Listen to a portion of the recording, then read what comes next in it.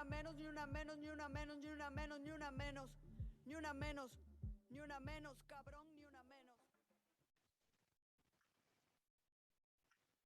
Alors, nous allons reprendre quelques secondes un peu plus tôt. Je suis désolée. Bon, je pensais. Bref, on avait pris un peu de retard. Voilà pourquoi on a ajouté 10 minutes. À un moment donné, j'ai parlé de midi 5 en Sao Paulo, mais finalement, c'était midi 10 et We finalement, c'est added midi on. 9. Oh, I haven't Euh, been assigned. je suis désolée, on entend l'anglais passant. Bon, euh, alors nous allons maintenant passer à notre discours en français. Nous avons avec nous Madame Jenny-Laure Soli, qui est organisatrice communautaire et chercheuse à l'Université de Montréal, et on peut également la décrire comme féministe radicale, abolitionniste et internationaliste, engagée dans la lutte pour la libération des femmes, la solidarité entre peuples et la justice sociale. Alors, Jenny-Laure, à vous la parole. Vous êtes au mute. La phrase classique de 2020-2021. Tellement un classique. Alors, merci de m'avoir présenté. Je vais juste préciser que je suis chercheuse à l'Institut de recherche et d'information socio-économique, pas à l'Université de Montréal. Et Oups, je désolée. suis organisatrice communautaire dans un groupe de femmes qui s'appelle La Clé, la concertation des luttes contre l'exploitation sexuelle. Alors voilà, j'ai 20 minutes et j'ai quand même beaucoup de choses que j'aimerais vous présenter. Donc, je vais commencer tout de suite. Je vais vous présenter mon écran.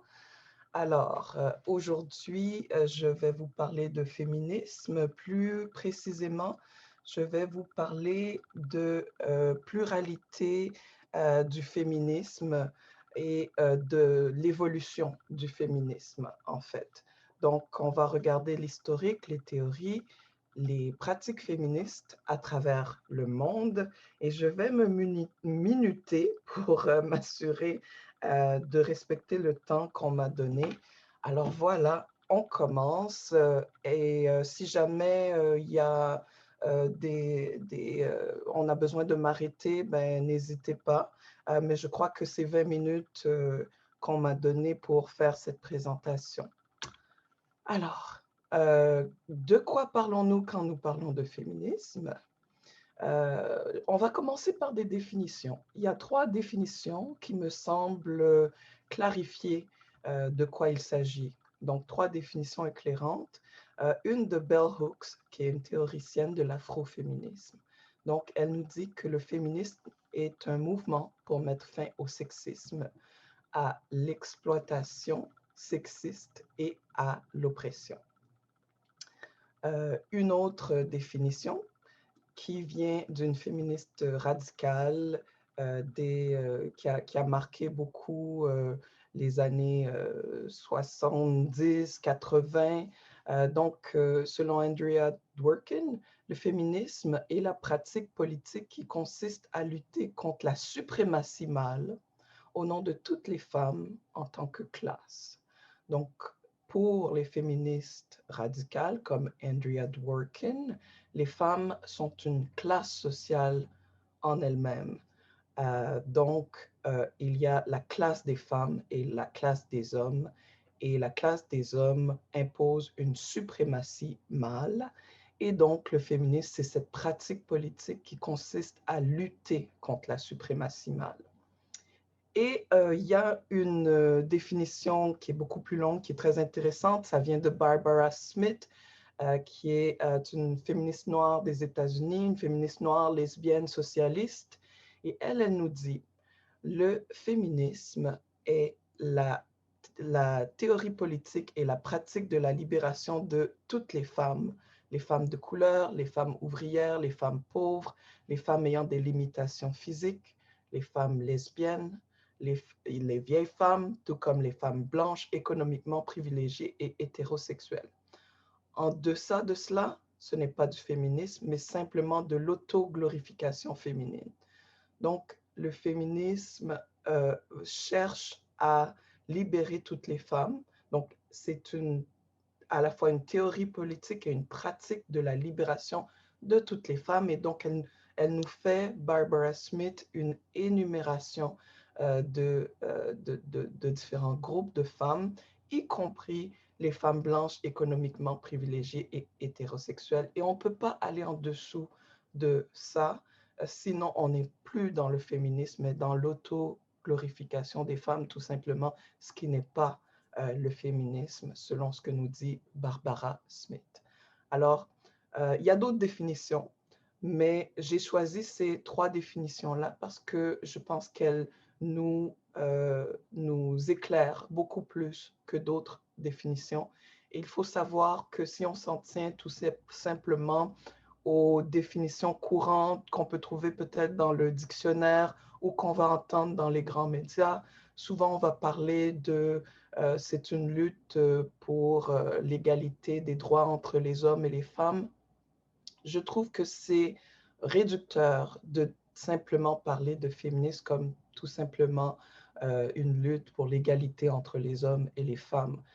Je pense qu'il faut être plus précis dans nos définitions et ces 3 définitions-là le sont beaucoup plus. Et j'aime beaucoup le fait de parler de libération de toutes les femmes en particulier. Alors voilà, je continue.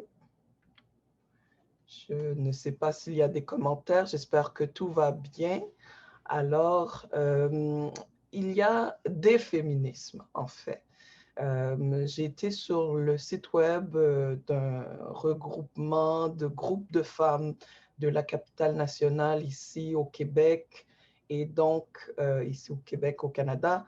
Et on nous a fait sur ce site web un résumé des courants et tendances. Donc, on entend parler de féminisme égalitaire ou libéral qui serait de la première vague, du féminisme de la différence ou essentialiste, du féminisme anarchiste ou anarcha-féminisme, féminisme radical qui serait plus lié à la deuxième vague, un féminisme matérialisme, un féminisme lesbien, le black feminism ou le féminisme de couleur, les féminismes postcoloniaux ou le féminisme décolonial, le féminisme intersectionnel, un terme avec lequel j'ai un peu de la difficulté, l'écoféminisme, le féminisme postmoderne qui serait relié à la troisième vague, féminisme queer, transféminisme, bref, on parle des féminismes.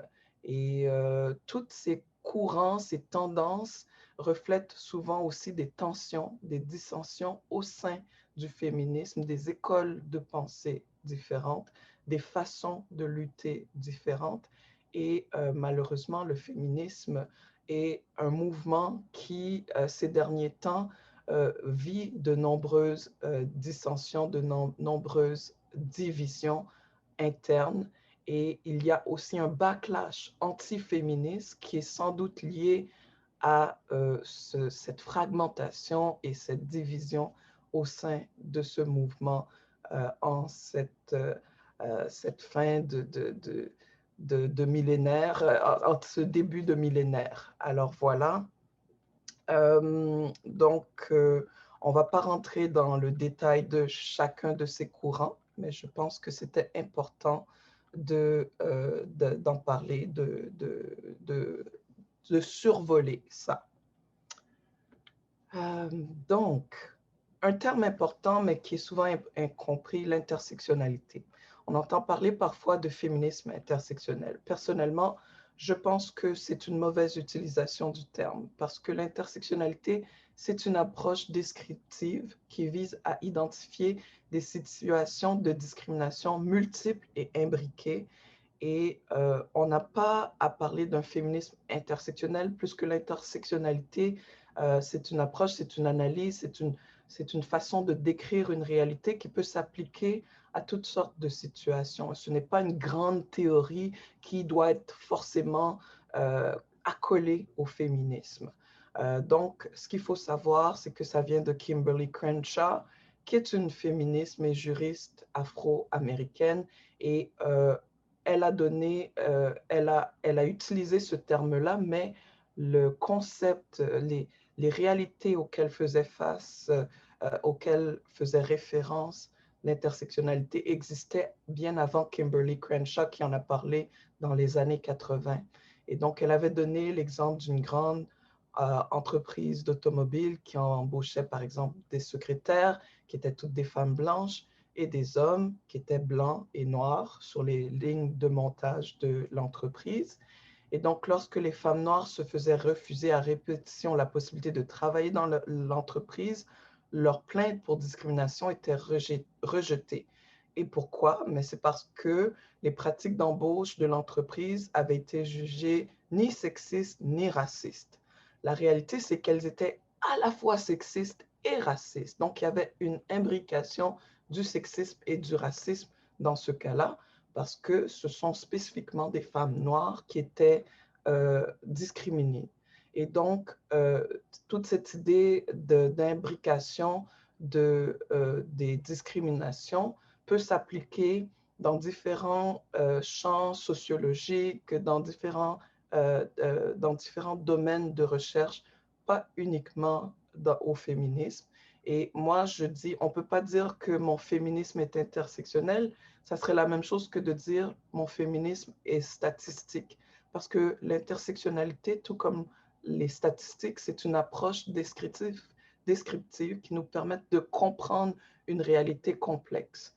Et donc, voilà, ça nous permet de comprendre l'intersectionnalité, ça peut nous permettre de comprendre le capacitisme et le sexisme qui affectent de façon simultanée les femmes handicapées qui sont victimes de violences et qui, dans certaines situations, ne vont pas trouver des refuges qui ont des rampes d'accès et qui sont adaptés pour elles. Alors là, on est face à imbrication de capacitisme et de sexisme. Donc, c'est tout simplement un exemple de l'application de l'intersectionnalité. Et quand on analyse des textes de loi, quand on analyse des programmes sociaux, on peut appliquer l'intersectionnalité pour mieux comprendre ces réalités complexes, pour mieux comprendre des discriminations qui parfois peuvent être occultées, qui peuvent être invisibilisées.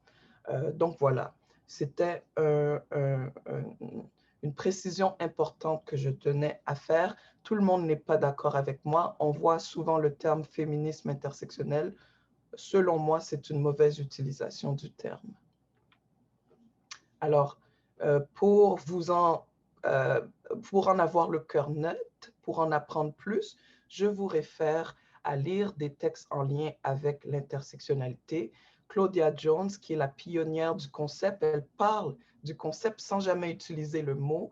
C'est une femme noire socialiste qui a écrit beaucoup sur le communisme, sur la condition des femmes noires aux États-Unis. Elle a ensuite déménagé en Grande-Bretagne. Donc, vous pourrez aller chercher un texte de Claudia Jones dans la revue Période et vous verrez qu'elle ne mentionne pas le mot, mais qu'elle parle en fait de cette idée de discrimination multiple et qui serait imbriquée.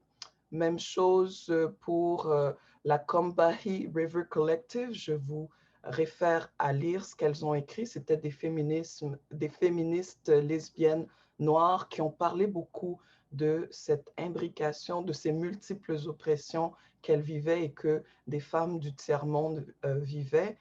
Donc, ça vaut la peine de lire la déclaration du Combahee River Collective. Je vous réfère aussi à Delia Aguilar, qui a écrit un texte qui s'appelle Tracing the Roots of Intersectionality. Et bien sûr, je vous réfère à Kimberly Crenshaw, qui récemment a dit que effectivement le terme était mal compris et mal utilisé et que ce terme d'intersectionnalité n'était pas censé être une grande théorie pour expliquer tous les phénomènes sociaux. C'est une approche descriptive pour comprendre certaines situations de discrimination multiple. Voilà, la parenthèse est fermée, donc je vous réfère à ces lectures-là. Alors, quand on parle de féminisme, on parle de la plus vieille oppression du monde. On peut parler aussi de sexisme systémique. Il faut aussi lire les anthropologues pour comprendre les racines de cette oppression. Julie Nash, Françoise Héritier, Paola Tabet, ce sont des personnes auxquelles on ne réfère pas souvent, mais ce sont des anthropologues qui vont vraiment plus loin pour comprendre comment ni le mariage, ni ce qu'on appelle le travail du sexe ne sont des choix totalement libres. En résumé, les rapports sociaux de sexe sont les premières formes d'inégalité sociale. Et quand on parle des oppressions subies, on parle d'agression sexuelle, d'inceste, violence conjugale, mutilation génitale, mariage arrangé ou forcé, la gestation pour autrui, la prostitution et les féminicides, tout ça s'inscrit dans des pratiques de domination patriarcale. Et qu'est-ce que le patriarcat? C'est un système de domination qui structure l'existence sur la base de l'appropriation, de l'usage et du contrôle exercé par les hommes sur le corps, la force de travail, la reproduction, la sexualité et la progéniture des femmes. Donc, dans le système patriarcal, les corps des femmes et des enfants, ainsi que leur vie, appartiennent au patriarche. Donc, quand on dit patriarche, on parle d'hommes dominants. Aujourd'hui, on ne parle plus de patriarche, mais il y a des hommes dominants et il faut le reconnaître pour comprendre ce système de domination qu'est le patriarcat. Donc, avant l'histoire du féminisme, il y a la préhistoire des rapports entre le sexe mâle et le sexe femelle. Françoise Héritier parle en fait des hommes préhistoriques qui déjà, pour avoir des fils, pour prolonger l'espèce, devaient avoir des femmes à leur disposition. Donc, cette idée de s'approprier du corps était important et donc, il faut aller voir justement ce que Françoise Héritier a dit lors de l'émission Ce soir ou jamais, où elle explique en fait les racines de cette domination des femmes, de la préhistoire des rapports entre le sexe mâle et le sexe femelle, qui nous amène à finalement cette lutte féministe pour renverser des siècles, des millénaires d'oppression des femmes. Souvent, on parle de 3 vagues du féminisme. Cette notion est remise en question ces derniers temps. On sait que cette métaphore des vagues s'est imposée dans les années 70 pour décrire l'histoire des mobilisations féministes depuis le 19e siècle en Occident. Mais justement, c'est une vision très occidentale et cette façon de voir le féminisme s'est contestée, surtout si on considère que le féminisme, ça remonte à bien plus loin que le 19e siècle. Donc, souvent, au niveau occidental, on va parler d'Olympe de Gouges en 1791, qui a fait la Déclaration des droits de la femme et de la citoyenne. Et donc, cette déclaration dénonçait que la Révolution française n'incluait pas les femmes dans son projet de liberté et d'égalité.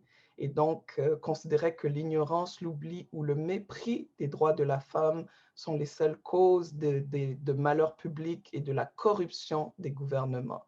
Donc, ça, c'est intéressant d'un point de vue occidental de se replacer à partir de 1791 avec la Déclaration des droits de la femme et de la citoyenne. Et ensuite, si on regarde ce qui se passait aux États-Unis, ben, à partir de 1848, il y a eu une convention pour les droits des femmes. Donc, c'est aussi dans cette lignée-là de parler des droits des femmes au point de vue de la société, au point de vue de l'État. Et donc, on a aux États-Unis une première convention pour les droits des femmes. C'est dans la lignée de cette idée des droits de la femme et de la citoyenne. Et on doit parler aussi de Clara Zetkin, qui est l'initiatrice de la Journée internationale des femmes en 1910. Et c'est en raison de Clara Zetkin que le 8 mars, nous fêtons la Journée internationale des droits des femmes. Donc, c'est important de bien connaître Clara Zetkin, qui est d'origine russe et qui vraiment plaçait la lutte pour les droits des femmes dans la lutte pour les droits des travailleuses et des travailleurs. Donc, à partir de 1968, on parle de mouvement de libération des femmes. Donc, il y a eu beaucoup de luttes pour le droit à l'avortement, le droit à un salaire égal. Donc, c'est ce que bien souvent au niveau occidental, on appelle la deuxième vague. Et donc, je reviens avec cette idée que l'idée de 2, 3 ou 4 vagues du féminisme est remise en question. Il y a Eliane Viennot, qui est une historienne, qui remet cette idée en question en disant que ça date du Moyen Âge, les luttes pour les droits des femmes. Et moi, personnellement, je pense que le féminisme existe depuis que le suprémacisme mâle existe. Donc, on peut aller même bien avant les droits, bien avant le Moyen Âge pour parler des droits des femmes. Et il faut se replacer aussi dans ce qu'on a appelé le Nouveau Monde. Il y a eu des luttes sur tout le continent sud-américain. Il faut parler de ces femmes qui se sont battues contre les conquistadors européens, Bartolina Sisa, qui était d'origine indigène, qui s'est battue aux côtés de son mari Tupac Katari en Bolivie. Et on pense à Manuela Sáenz, on pense à Maria Andrea Parado de Bellido. Donc, toutes ces femmes qui, dans le Nouveau Monde, se sont battues contre les conquistadors européens. Très souvent, on ne les nomme pas pour parler de féminisme, mais il faut le faire, selon moi. Et quand je parle de féministe, comme je viens d'Haïti, je suis originaire d'Haïti, je vis au Québec, au Canada, mais j'aime bien parler, entre autres, de Anna Kaona, qui était d'origine Taino, sur ce qu'on appelle aujourd'hui Haïti, mais à l'époque, c'était la terre des Taïnos, et elle était une cacica, tout comme son frère, et elle a résisté aux conquistadors, aux conquérants espagnols. Elle s'est battue pour empêcher la conquête de son île. Donc, pour moi, ça reflète la lutte contre l'appropriation des corps, mais aussi l'appropriation des terres. Et donc, Anna Kaona, c'est une grande féministe de l'histoire d'Haïti. Je pourrais vous parler d'Yvonne Hakim-Rimpel, de Yannick Rigaud, de Sonia Pierre, Sonia Pierre qui s'est battue à la fois en Haïti et en République dominicaine pour les droits des filles et des femmes. Je vais aller rapidement parce que sinon, ça va être trop long. Donc, je fais que vous les mentionner et donc, je vous invite à aller fouiller davantage sur ce sujet. Il faut parler des féministes d'Asie qui se sont battues aussi, donc féministes chinoises, Qi Jin, qui s'est battue entre autres contre la pratique de bander les pieds des filles, Savitri Phule en Inde et Lila Watson, qui est très connue pour avoir dit si vous êtes venu pour m'aider, vous perdez votre temps. Mais si vous êtes venu parce que votre libération est liée à la mienne, alors travaillons ensemble. Donc, 3 féministes d'Asie très intéressantes que je vous invite à mieux connaître, Qi Jin, Savitri Bai Phule et Lila Watson. Donc, une de Chine, une de l'Inde et l'autre d'Australie, qui est une femme aborigène d'Australie, Lila Watson. Chimamanda Ngozi Adichie parle du fait qu'il y a un danger d'avoir une histoire unique quand on parle notamment de féminisme. Elle a fait une présentation qui est sur les TED Talks que vous pouvez retrouver sur YouTube. Je vous invite à l'écouter.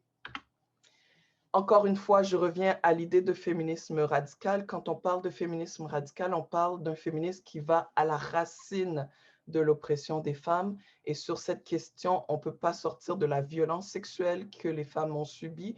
Et je vous réfère à Andrea Dworkin, qui est une féministe qu'on associe à cette deuxième vague, mais en tout cas qui a beaucoup marqué les années 70 et 80. Et je vous invite à vous informer davantage sur ce qu'elle a écrit au sujet de la nécessité de parler de la violence des hommes envers les femmes et d'être contre des systèmes d'oppression comme la pornographie, la prostitution, ce sur quoi les féminismes très souvent ont parfois des dissensions. Mais moi, je m'inscris aussi dans ce courant-là où est-ce que je crois qu'il faut vraiment remettre en question la sexualité, la manière dont la sexualité est présentée et vécue et la violence qui est comme normalisée et acceptée à travers la pornographie et la prostitution. Et Andrea Dworkin a beaucoup écrit à ce sujet. On parle aussi de féminisme décolonial. Il y a sur France Culture, vous pouvez aller écouter une présentation très intéressante qui a été faite au sujet du féminisme décolonial.